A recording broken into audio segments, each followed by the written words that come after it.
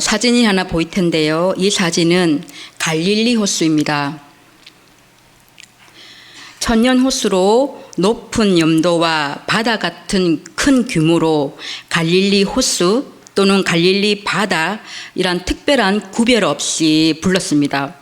갈릴리 호수 남쪽에서 북쪽의 길이가 22km, 동쪽에서 서쪽의 길이가 12km, 면적이 약 166제곱킬로미터입니다. 우리 부산의 전체 면적이 약 771제곱미터더라고요. 그러면 갈릴리 호수는 부산 면적의 5분의 1 정도 될 것 같습니다. 궁금해서 한번 계산해 봤습니다. 우리 교회가 위치해 있는 연제구, 그리고 동래구, 부산 진구, 서구, 수영구, 남구, 해운대구를 모두 합친 면적과 갈릴리 바다의 면적과 비슷합니다. 꽤 큰 호수입니다. 바다라 불릴만 합니다. 갈릴리 호수는 예수님의 흔적이 많이 남아있는 곳입니다. 예수님이 요단강에서 세례를 받고 나아간 곳이 갈릴리였고, 베드로, 안드레, 야고보, 요한 4명의 제자를 갈릴리 바다에서 부르셨습니다. 물 위를 걸은 곳도 파도를 잠재우신 곳도 모두 갈릴리였습니다. 예수께서 온 갈릴리에 두루 다니사 저희 회당에서 가르치시며 천국 복음을 전파하시며 백성 중에 모든 병과 약한 것을 고치시니. 아멘. 마태복음 4장 23절 말씀에서 알 수 있듯이 갈릴리는 예수님 공생애의 중심지였습니다. 마태복음 5장에서 7장까지 기록되어 있는 귀한 말씀 산상수훈은 갈릴리 바다 근처에 나지막한 언덕 같은 산에서 선포되었습니다. 학자들은 갈릴리 호수의 북서쪽에 위치한 어느 산이라 추정하고 지금은 팔복산이라 부릅니다. 낮은 구릉이라 보시면 될 것 같습니다. 팔복산은 갈릴리 바다 북서쪽 가버나움과 게네사렛 마을의 중간쯤에 위치했습니다. 아까 전에 본 사진, 그 사진에서 갈릴리 바다 사진에서 빨간색 동그라미가 그려진 곳입니다.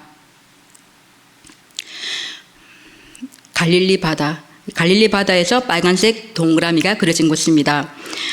가버나움은요, 한 중풍병자를 데리고 온 4사람의 믿음으로 중풍병자가 죄사함 받고 치료함을 받았던 사건이 있었던 곳입니다. 모여든 많은 사람들로 인해서 그 집 안으로 들어갈 수가 없어서 지붕을 뚫고 중풍병자가 누운 상을 아래로 달아서 내렸죠. 그곳에 있던 모든 사람들이 그 나음의 광경을 보았고 다 놀라서 하나님께 영광을 돌렸던 사건입니다.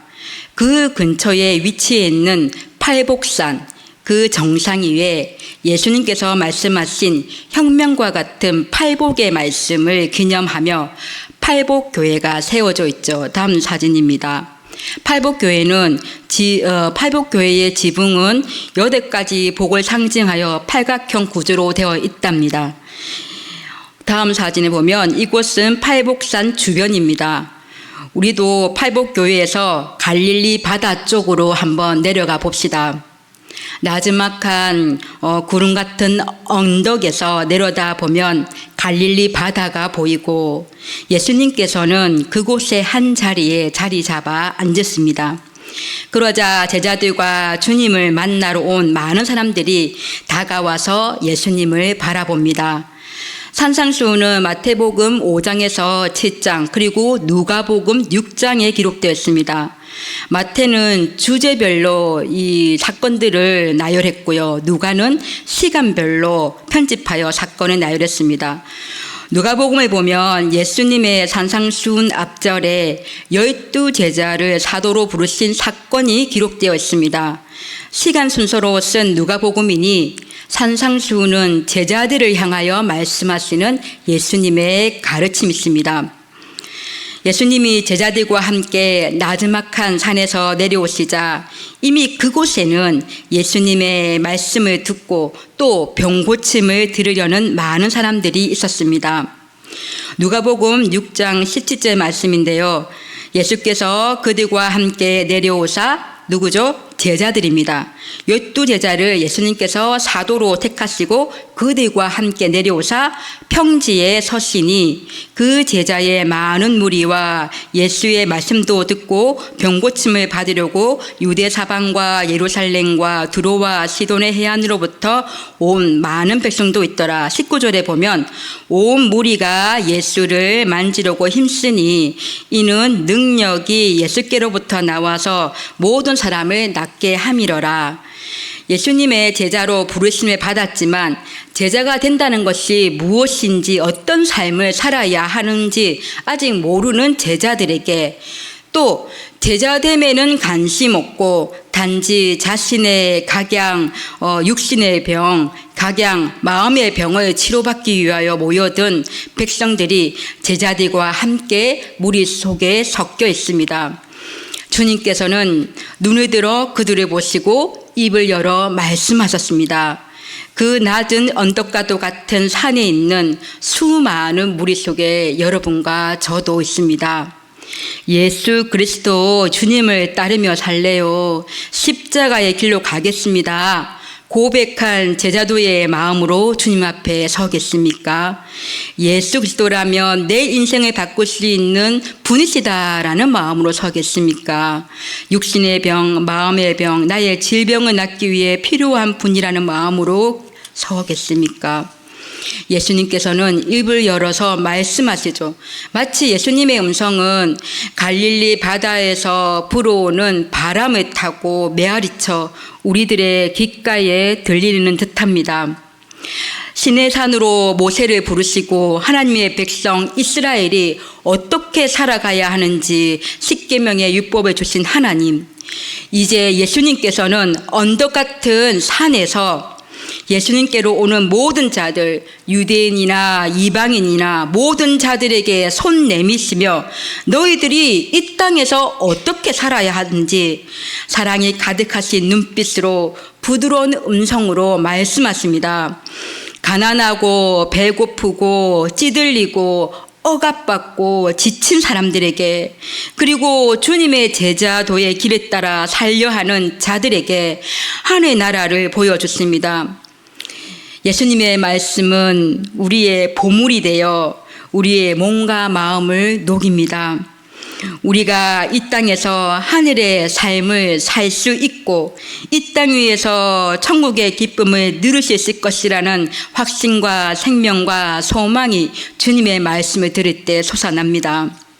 심령이 가난한 자는 복이 있나니 천국이 그들의 것이며 애통하는 자는 복이 있나니 그들이 위로를 받을 것이며 온유한 자는 복이 있나니 그들이 땅을 기업으로 받을 것이며 의에 줄이고 목마른 자는 복이 있나니 그들이 배부를 것이며, 예수님께서는 복 이야기로 한 해 복음을 시작하십니다.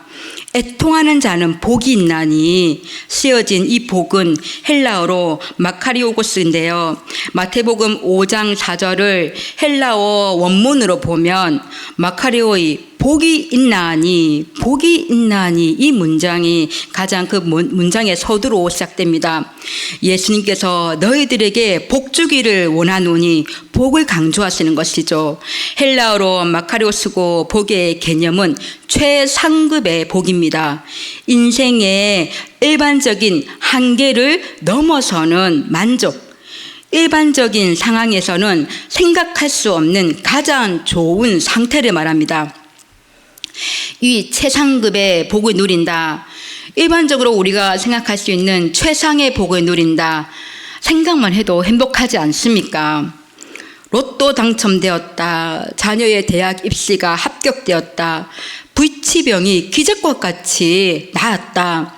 엉켰던 시탈레가 풀렸다. 해결할 수 없는 문제들이 순적하게 확 풀렸다. 우리는 당장 우리 눈앞에 있는 근심의 문제가 풀리고 형통하여지면 복 받았다 감사해야 합니다.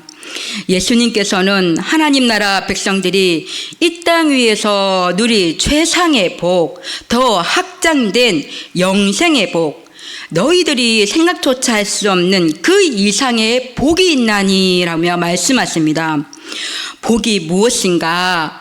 복의 실타래는 예수님의 입에서 나오는 말씀에서 점점 그 윤곽이 드러납니다. 뭐라 하십니까? 복이 있나니 천국이 그의 것이며 너희가 위로를 받을 것이며 너희가 긍휼히 여김을 받을 것이며 너희가 하나님을 볼 것이며 하나님의 아들이라 일컬음을 받을 것이요 천국이 너희들의 것임이라. 너희에게 복이 있나니 기뻐하고 즐거워하라. 하늘에서 너희의 상이 큼이라. 이는 복의 혁명이죠. 일반적으로 생각하는 복은 있다가 없어지고 없다가도 생기는 복을 두고 우리는 그 순간적으로 행복함을 누리는 것을 말합니다. 그러나 예수님의 입에서 나오시는 복의 개념은 어떤 상황에도 어떤 핍박에도 어떤 좌절에도 어떠한 고통에도 그 무엇에도 변하지 않고 누리는 복입니다. 이 땅 위에서 누릴 수 있는 복이고 또 재림하실 우리 주님과 누릴 수 있는 영원한 복을 말씀하십니다. 오늘 우리에게 주시는 복의 말씀은 마태복음 5장 4절 말씀입니다. 애통하는 자는 복이 있나니 그들이 위로를 받을 것이며. 아멘. 애통하는 자는 복이 있나니 애통에 쓰인 헬라어는 펜두테스입니다. 펜두테스의 원형 펜데오는 심히 근심하여 고통스럽게 슬퍼하는 것입니다. 헬라어 번역본인 70인역에서 창세기 37장 34절에 이 헬라어 펜두테스가 동일하게 쓰였습니다. 요셉의 형들이 구덩이에서 요셉을 끌어올려서 그곳을 지나던 미디안 사람 상인들에게 은 20에 팔아 넘기고 아버지 야곱에게 가서 라헬의 아들 동생 요셉이 죽었다고 거짓말하죠. 야곱의 상한 마음에 대하여 창세기 37장 34절에 이렇게 기록되어 있습니다. 자기 옷을 찢고 굵은 배로 허리를 묶고 오래도록 그의 아들을 위하여 애통하니. 야곱은 애통스러운 자신의 감정을 나타내기 위하여 자기 옷을 찢고 허리로 굵은 배로 동였습니다. 애통은 속으로 삭힐 수가 없고 그래서 스스로 주체하지 못할 정도의 극심한 슬픔으로 우는 것입니다. 여러분은 어떤 슬픔 때문에 크게 울어보셨습니까? 자신 앞에 놓여진 문제가 풀리지는 않고 점점 그것이 족쇄가 되어 다가오매 어쩔 줄 몰라 엉엉 소리내어 울어보셨을 것입니다. 나를 험담하고 상처 입히는 교우로 인하여 억울하고 속상해서 엉엉 울어보셨을 것입니다. 사랑하는 이를 떠나보내고 그리움과 외로움에 주체 못할 그 슬픔으로 또 혼자서 어떻게 살아가야 하나 두려움에 눈물샘이 마르도록 엉엉 울어보았을 것입니다.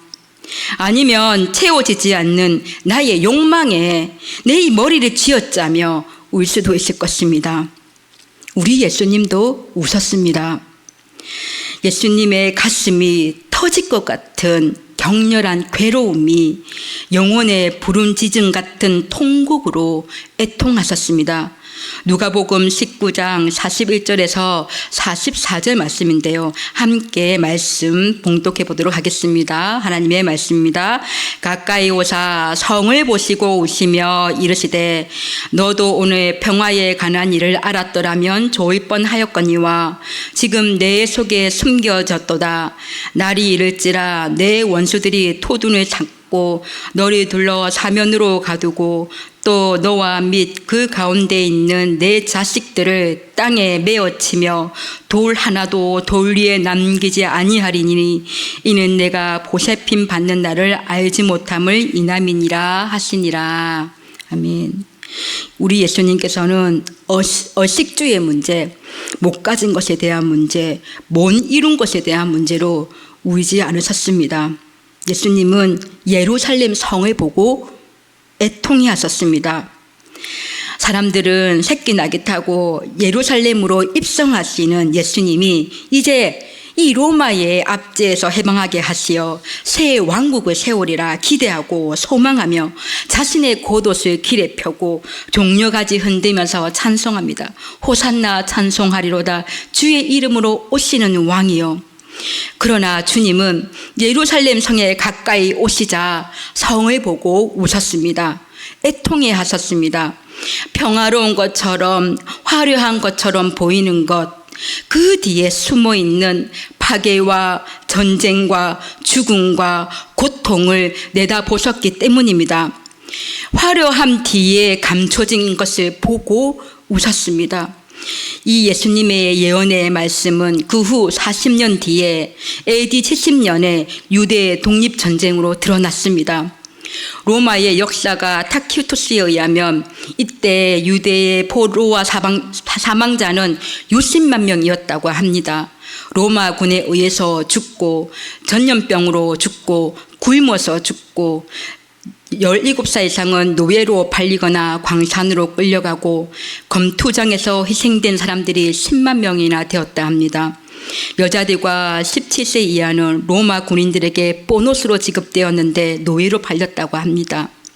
예루살렘이 무너지고 성전이 불타고 완전히 로마에 함락된 예루살렘은 이후 그곳에 있던 유대인들은 예루살렘에서 추방되었고, 로마가 멸망한 후에는 이슬람 제국이 이 지역을 통치하면서 유대인들은 무려 2000년 정도를 나라 없는 민족으로 떠들게 되는 비극을 맞이해야 했습니다.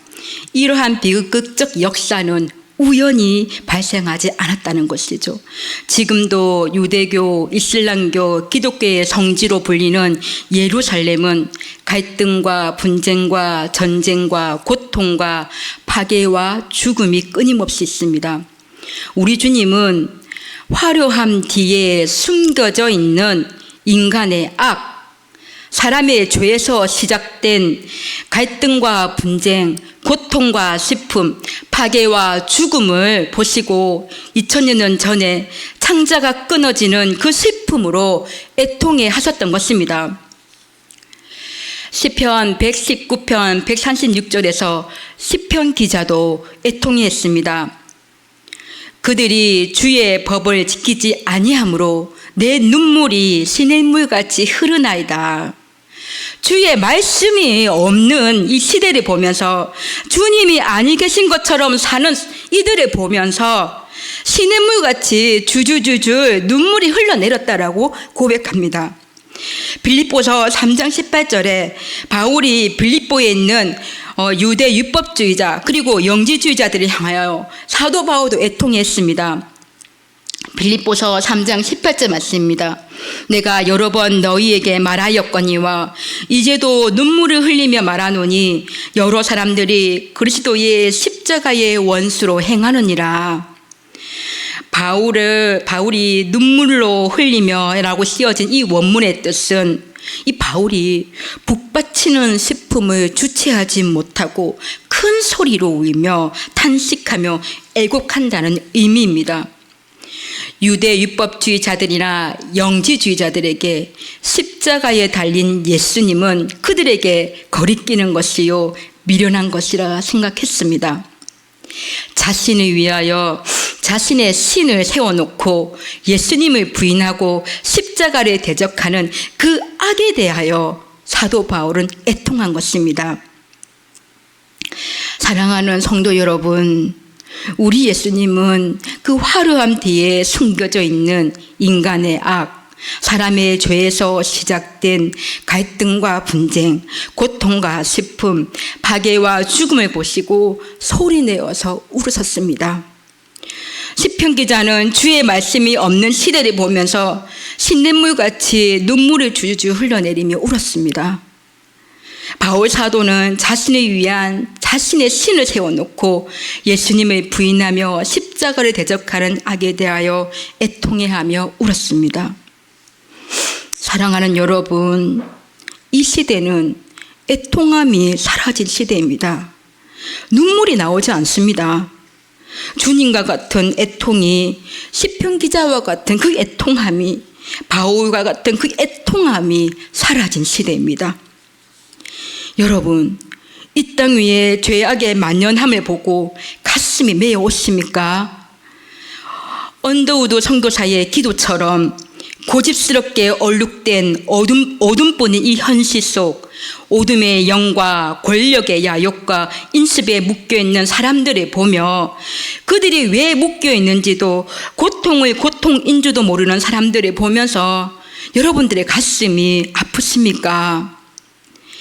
교회가 교회되지 못하고 성도가 성도답지 못하는 이 현실을 보면서 가슴이 찢어졌습니까? 우리는 주기도문에서 늘 고백합니다. 하나님 아버지의 뜻이 하늘에서와 같이 이 땅에서도 이루어지게 하소서. 주님의 뜻이 이 땅 위에 이루어지지 않는 이 현실을 보면서 슬픔이 몰려오십니까?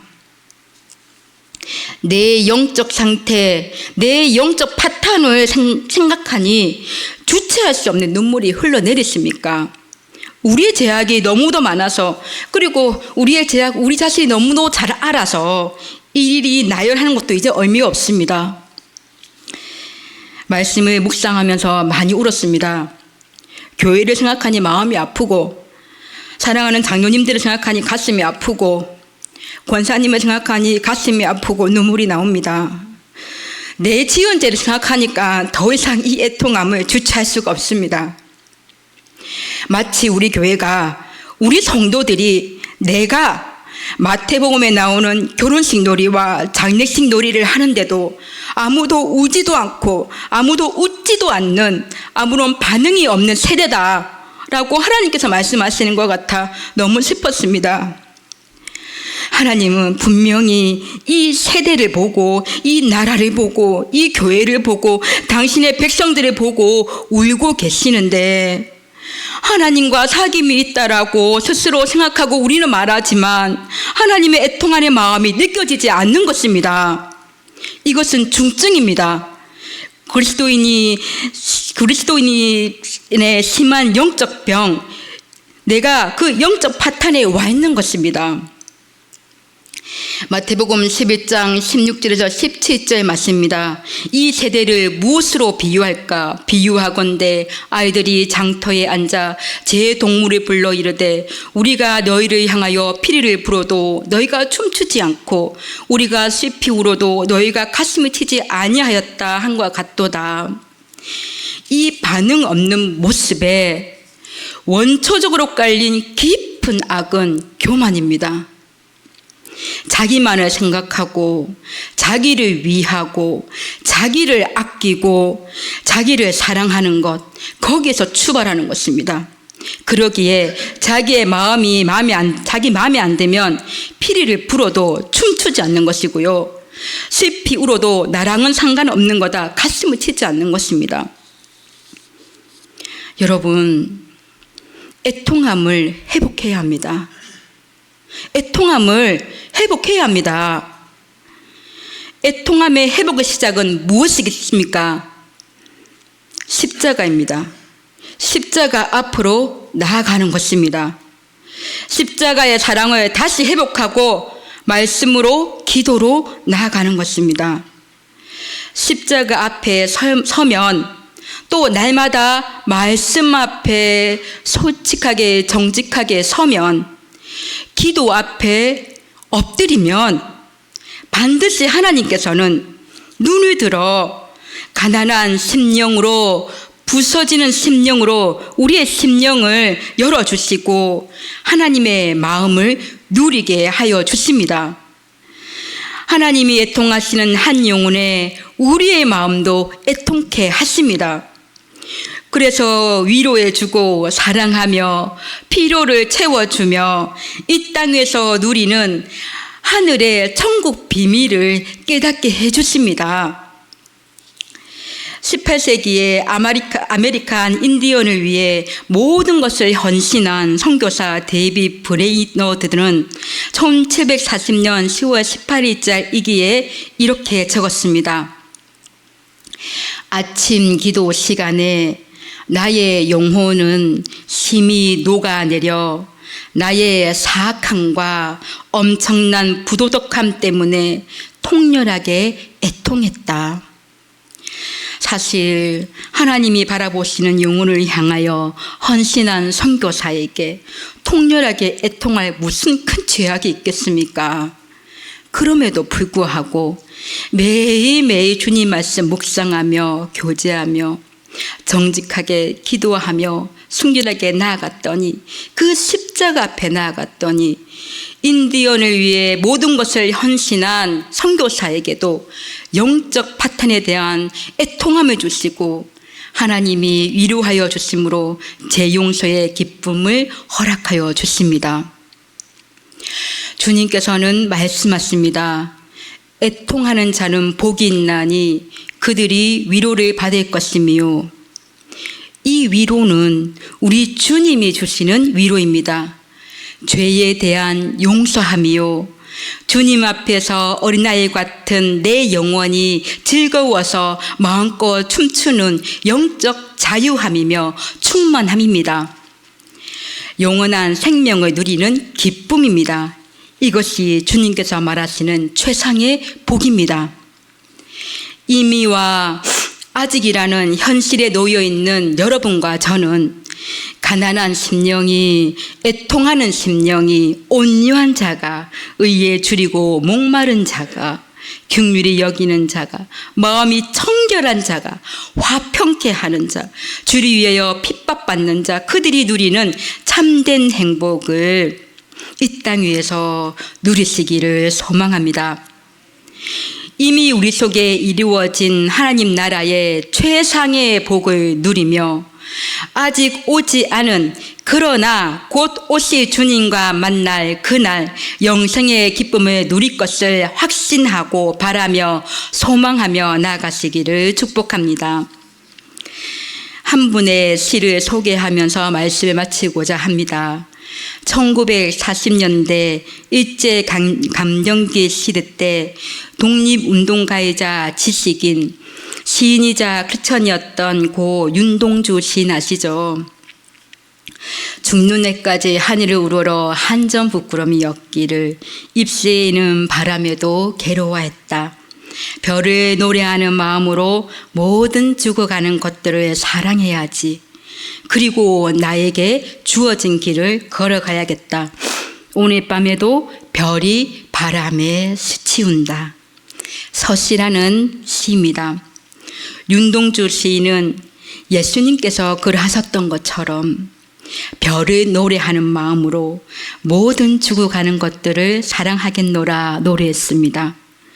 가난하고 슬픔 많은 민중들을 두고 지식인으로 홀로 편안하게 지내는 것을 괴로워하며 함께 슬퍼하기를 자처했고 예수님을 따라 주어진 길을 걸어가리라 다짐했습니다. 윤동주 시인은 예수 그리스도의 슬픔을 함께 누리는 사람이 진정 복을 누린다는 것을, 그 안에서 진정한 하나님의 나라를 체험한 그 천국 비밀의 마음을 깨달은 것 같습니다. 왜냐하면 그의 시에서 드러나기 때문입니다. 그의 시 팔복이라는 시입니다. 슬퍼하는 자는 복이 있나니, 슬퍼하는 자는 복이 있나니, 슬퍼하는 자는 복이 있나니, 슬퍼하는 자는 복이 있나니, 슬퍼하는 자는 복이 있나니, 슬퍼하는 자는 복이 있나니, 슬퍼하는 자는 복이 있나니, 슬퍼하는 자는 복이 있나니, 저희가 영원히 슬플 것이요. 어떤 이는 이 시를 보고 슬퍼하기만 하고 영원히 슬퍼하기만 한다 하여 비신앙적이고 냉소적인 풍자시로 평가하기도 합니다. 다음 사진은 윤동주 시인의 팔복의 원본인데요. 윤동주 시인의 육필로 된 시를 보면 슬퍼하는 자는 복이 있나니를 연이어서 팔복처럼 8번을 쓰고, 처음에는 저희가 슬플 것이요 라고 했다가 줄 긋고 수정합니다. 저희가 위로함을 받을 것이요 라고 적다가 다시 줄 긋고 수정합니다. 저희가 영원히 싶을 것이요 라고. 저는 윤동주 시인의 육필을 보면서 시인은 과연 무엇을 말하고자 함이었을까 생각해 보았습니다. 그는 예수께서 산상수훈의 천국 복음으로 첫 운을 띄운 그 팔복, 더 정확히 말하면 역설의 복, 혁명적인 그 복을 정확히 깨달았고 소망했기에 그의 시 제목을 팔복이라 했을 것이라 확신됩니다. 그리고 그는 슬퍼하는 것을 복이라고 써내려가는 것이죠. 8분에 거쳐서 슬퍼하는 것이 복이다라고 말합니다. 윤동주 시인의 마음이었을까 생각을 하면서 아마 그는 이렇게 생각하지 않았을까. 죄에 대한 애통을 누리는 것이 복이고 일제 감정기라는 시대에서 슬픔을 당하고 있는 민족들에 대한 애통을 함께 누릴 수 있는 것이 복이고 나라를 잃은 자들에 대한 애통을 함께 누릴 수 있음이 복이고 옥고에서 육체의 아픔 속에 과한 자들의 아픔을 함께 누릴 수 있는 것이 복이고 예수의 마음이 애통하는 곳에 자신의 마음에 시선도 머물러서 누리는 그 애통함을 갖고 있는 것이 복이고 윤동주 시인은 예수님께서 그러하셨듯이 타인이 당하는 고통과 슬픔을 함께 애통함을 그것을 복이라고 그렇게 표현한 것이 아닐까 생각됩니다. 시인은 분명히 말합니다. 저희가 영원히 슬플 것이요. 처음에는 저희가 슬플 것이요. 두 번째는 저희가 위로함을 받을 것이요. 마지막 수정으로 저희가 영원히 슬플 것이요 라고 수정하였습니다. 두 번에 거친 19의 수정에서 보여지는 대로 처음에 슬플 것이요는 주님의 애통함을 누리는 것이 복이요라는 표현이고 두 번째 저희가 위로함을 받을 것이요는 주님으로부터 위로함을 받는 복에 대하여 말함이요. 마지막으로 수정된 저희가 영원히 슬플 것이요는 영원히 우리 주님과 함께 애통함이 최상의 복임을 표현하는 반어적 표현이 아닐까요? 이 같은 해설은 윤동주 시인이 예수님 따라서 한 점 부끄러움이 없는 삶을 살려고 한 그의 소망이 여실히 드러나는 것과 같기에 더욱더 그렇습니다. 애통하는 자는 복이 있나니 그들이 위로를 받을 것이며 주님 앞에 애통하는 마음을 회복하시기를 소망합니다. 주님의 위로를 받음으로 그 어떤 것에도 변하지 않는 최상의 그 복을 우리가 소망하고 이 땅 위에서 누리기를 또한 축복합니다. 이 시간 찬양으로 고백하기로 합니다.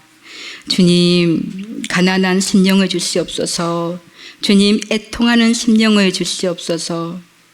주님, 주님과 함께하는 이 땅 위의 최상금의 복을 소망하오니 누리게 하여 주시옵소서.